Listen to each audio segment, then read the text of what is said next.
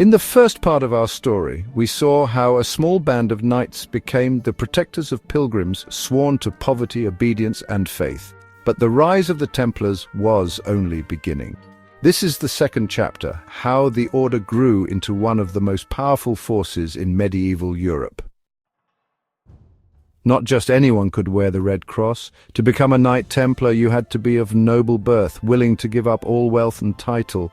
You had to swear vows of chastity, poverty, and obedience. You lived under a strict rule of praying, training, and fighting.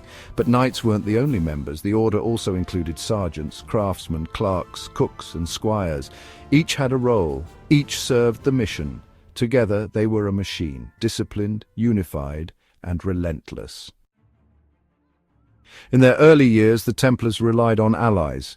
They used Venetian and Genoese ships to move men and supplies to the Holy Land. They established their first routes, overland through France and Italy, then by sea to the port of Acre. Pilgrims, nobles, and crusaders traveled under their protection. Safe roads meant more wealth and more responsibility. By the 12th century, the order owned land in nearly every kingdom in Europe.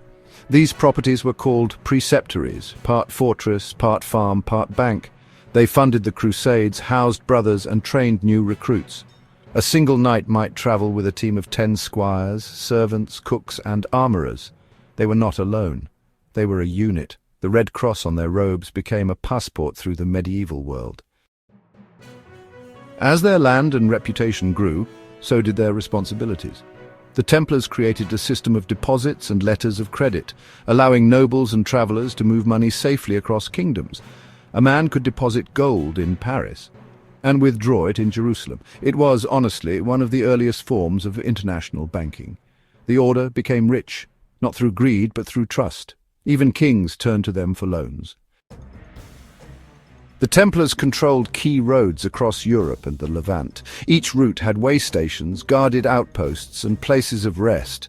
It was not just military might, it was logistics. Templar routes were used by pilgrims, merchants, and royal messengers alike. The roads were arteries, the order was the heartbeat. In time, the Templars no longer needed to borrow fleets. By the late 13th century, they controlled their own ships. La Rochelle in France became their naval hub. These ships carried soldiers, grain, treasure, and sometimes secrets. The Templars had become a power that moved across land and sea. At their peak, the Knights Templar operated across 3 continents. They had wealth, loyalty, secrecy, and the Church's blessing. They answered only to the Pope, not to kings, not to emperors. But power always attracts enemies. And shadows had already begun to form.